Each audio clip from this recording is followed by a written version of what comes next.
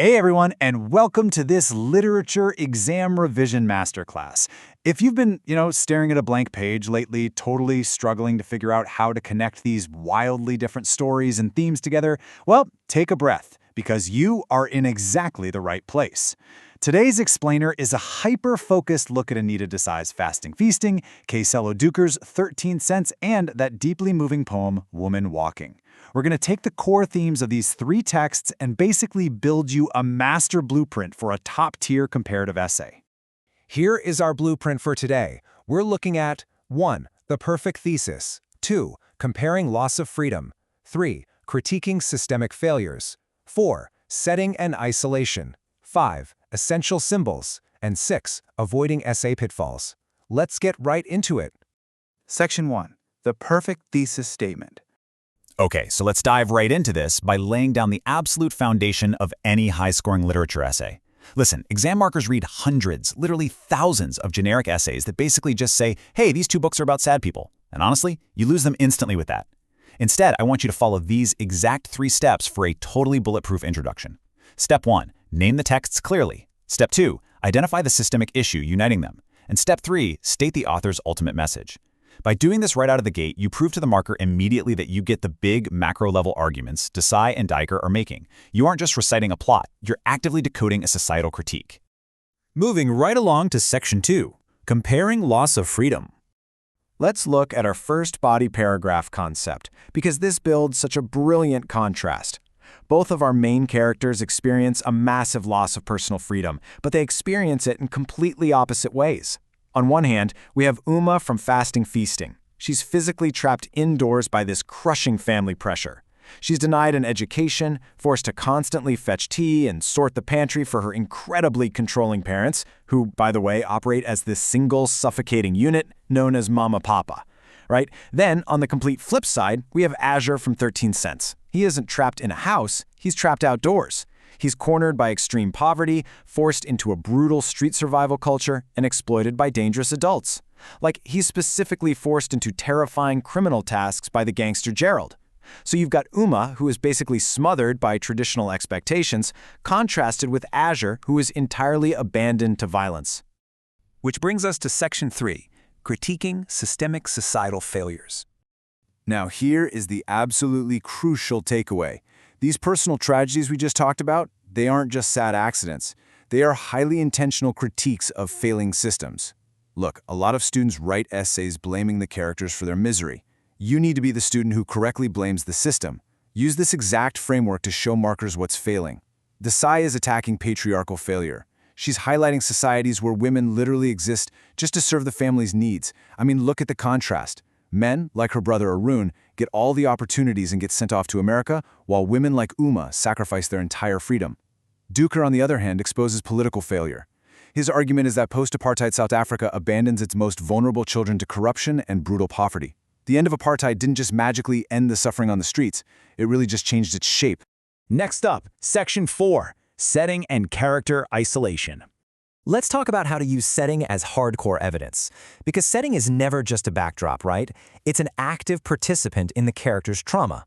You can score major analytical points by contrasting these two specific environments.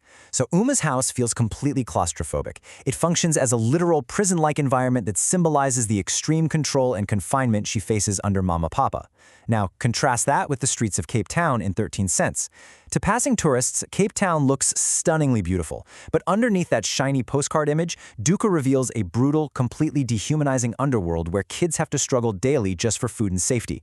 And what's the result of both of these settings? Whether you're locked inside a traditional home or lost in a sprawling, beautiful city, both environments ensure these characters never ever fully belong anywhere.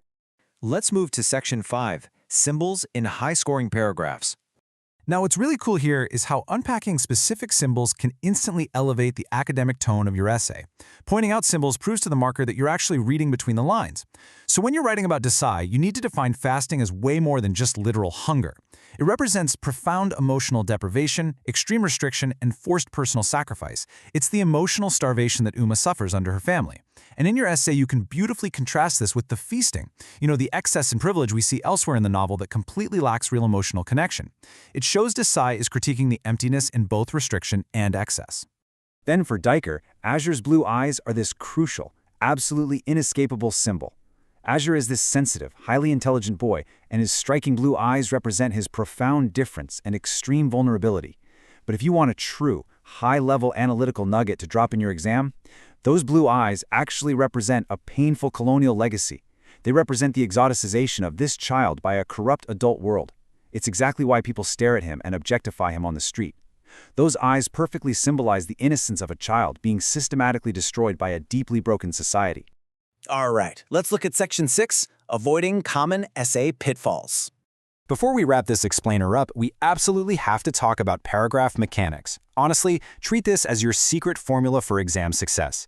You want to structure your body paragraphs strictly with these 3 steps so you never get off track. Step 1, write a clear analytical topic sentence. Step 2, provide specific textual evidence, like Azure's blue eyes or Uma's prison-like house. And Step 3, analyze the social impact. Doing this ensures you're always connecting your evidence back to Desai and Duker's larger societal critiques, which, spoiler alert, is exactly what you are actually being graded on. And here is your massive, flashing red lights pitfall warning. Do not summarize the plot instead of analyzing the author's social and political messages. Seriously, exam markers will penalize you heavily if you just retell Azure's trauma on the streets or list out Uma's daily chores. You have to analyze why the authors created these tragedies in the first place. You should always be asking yourself, what is the author trying to tell us about the real world? Finally, a bonus section, Integrating Woman Walking. Let's quickly look at how synthesizing a third text into your essay can show immense analytical depth. This beautiful poem acts as the absolute perfect thematic foil to the entrapment we see in those 2 novels. The literal, physical act of walking represents moving forward despite life's incredible struggles. Through all that vivid imagery of movement, it symbolizes independence, self-reliance, endurance, and this really profound female strength.